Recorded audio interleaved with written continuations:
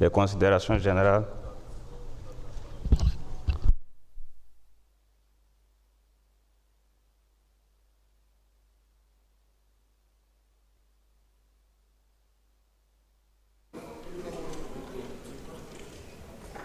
Je pense que le rapport revient fondamentalement sur les échanges que nous avons eus. Il y a cependant quelques observations de forme que nous communiquerons au rapporteur de demande. Merci beaucoup,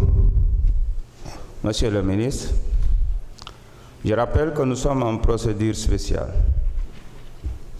Je rappelle que conformément aux dispositions de l'article 86, alinéa 6, en engageant la responsabilité du gouvernement devant l'Assemblée nationale sur le vote du projet de loi de finances pour l'année 2025, le projet de loi est considéré comme adopté. Bien sûr, sauf s'il y a une motion de censure déposée dans les 24 heures qui suivent et votée dans les conditions prévues à l'alinéa précédent, ce qui n'a pas été le cas. Je vais juste vous lire la lettre que le chef de gouvernement nous a adressée et qui a été partagée avec le bureau et la conférence des présidents, avec comme objet vote de projet de loi de finances pour l'année 2025. Monsieur le Président, par lettre numéro 04642/PR du 11 décembre 2024, Monsieur le Président de la République vous a transmis le projet de loi de finances pour l'année 2025. En application de l'article 86, alinéa 6 de la Constitution, et après délibération du Conseil des ministres du 18 décembre 2024, j'ai décidé d'engager la responsabilité du gouvernement devant l'Assemblée nationale sur le vote de ce projet de loi de finances. Veuillez croire, Monsieur le Président, à l'assurance de ma parfaite considération. Et je pense qu'il est bon aussi de rappeler que la Constitution, à son article 86, alinéa 6, nous dit clairement que le Premier ministre peut, après délibération du Conseil des ministres, engager la responsabilité du gouvernement devant l'Assemblée nationale sur le vote d'un projet de loi de finances. Dans ce cas, ce projet est considéré comme adopté, sauf une motion de censure déposée dans les 24 heures qui suivent et votée dans les conditions prévues à l'alinéa précédent. Donc, le Premier ministre peut en outre recourir à cette procédure pour un autre projet ou une proposition de loi par session. Ceci étant dit, il n'y a pas eu de motion de censure déposée. Je voudrais donc, il n'y aura pas de débat, zéro débat. Je voudrais donc féliciter Monsieur le Premier ministre et Monsieur le ministre des Finances et l'ensemble du gouvernement. Est-ce que vous pouvez vous taire? Est-ce que vous pouvez vous taire? Est-ce que vous pouvez vous taire?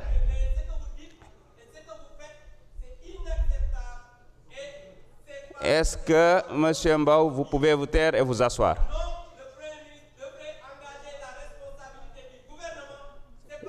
Je voudrais donc féliciter. Si vous insistez, vous allez sortir de la salle. Asseyez-vous, sinon vous sortez de la salle. Je rappelle clairement que je ne sais pas, c'est le français qui est difficile ou pas, mais la lettre est très claire. Le Premier ministre a engagé la responsabilité du gouvernement et donc la loi est adoptée. Je félicite le gouvernement pour l'adoption du projet de loi de finances pour l'année 2025. Mes chers collègues, l'ordre du jour étant épuisé, je propose à l'Assemblée de lever la séance et de reprendre nos travaux à 13 h pour l'élection des membres de la Haute Cour de justice. La séance est levée.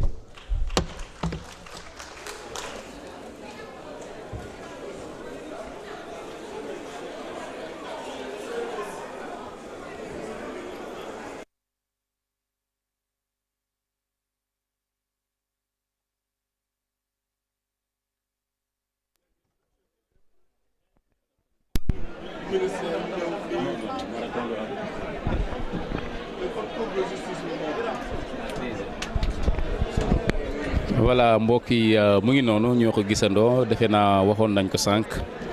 ci li nga xamante ne noonu la yëf yi di tëddee donc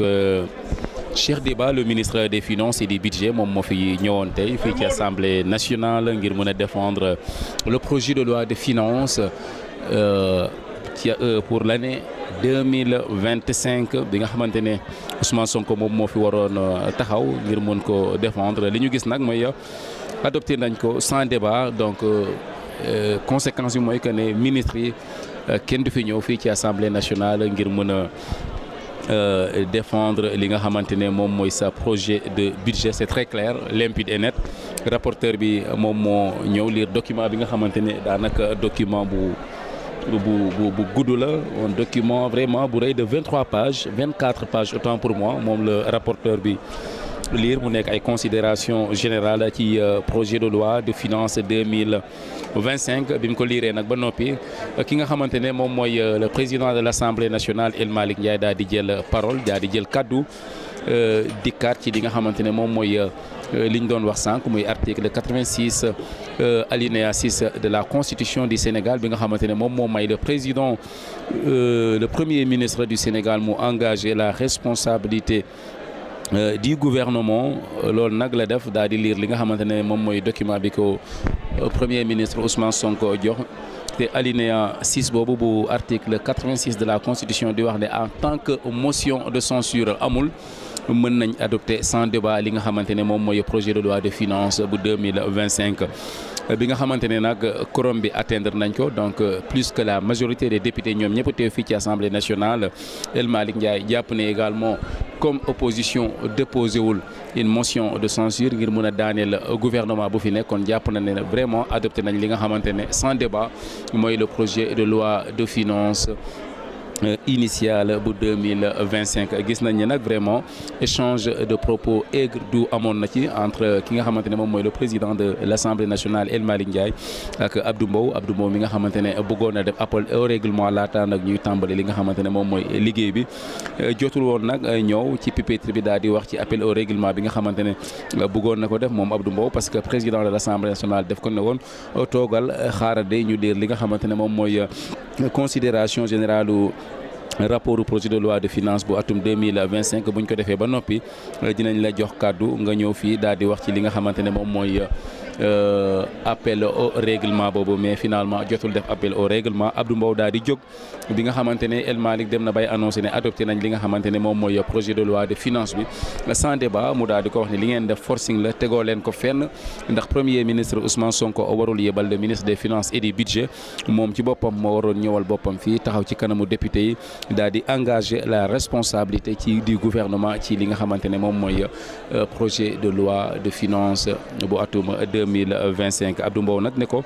le président de l'Assemblée nationale autant pour moi El Malick Ndiaye ne ko nag il faut nga noppi da nga war a noppi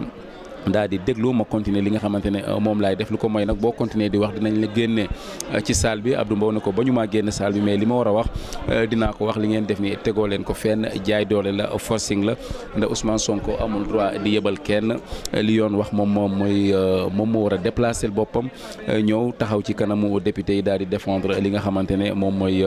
projet de loi de finances 2025 engagé li nga xamante ne moom mooy la responsabilité du gouvernement donc mbokk yi noonu la demee fu mu nekk nii première phase liggéey bi nga xamante ne moom moo ñu tax a jóg tey jeex na donc adopté nañ projet de loi de finances bu atum 2025 sans débat fii ci assemblée nationale daal di acclamer ki nga xamante ne moom mooy le premier ministre ki nga xamante ne moom mooy El Malick Ndiaye daal di koy féliciter donc la conséquence wax nañ ko ren nag marathon budgétaire du fi am donc compte tenu du délai imparti donc avant le 31 décembre donc 25 ministres yi comme niñ ko gisee woon daaw kenn du fi ñëw di taxaw ci kanamu député yi naan da ngay waxtaan ci li nga xamante ne moom mooy sa projet de budget ñu la koy nattal wala ñu la koy gàntal donc mbir moomu fii la yem donc la loi de finances rectificative jàll na voté nañ ko adopté ko fii ci assemblée nationale mais li nga xamante ne également mooy la loi de finances initiale ba atum 2025 voté nañ ko sans débat donc fii ci assemblée nationale ki nga xamante ne moom mooy El Malick Ndiaye nekk président de l'Assemblée nationale daal di joxe rendez-vous 13h ngir ñu mën a dellu si fii ci plénière salle plénière bu Assemblée nationale ngir mën a waxtaanee li nga xamante ne moom mooy élection membre li nga xamante ne moom mooy la haute cour de justice bi nga xamante ne sànq wax nañ ko di koy tax a jóg mooy atte président de la république premier ministre wala sax ay ministre simple wala ay complice ministre yooyu la su fekkee am na lu ñu leen war a toppee bu dee président de la république la lu mel ni haute trahison waaye bu dee donc ministre la premier ministre wala seeni complice ci loo xamante ne dafay laale ci complot contre donc la sûreté donc de l'État. mbokk yi ñu yem ak yéen fii ba ci kanam ñu dikkaat ak yéen en direct fii ci Sénégal 7 la chaîne d'information leader ngir dégtal leen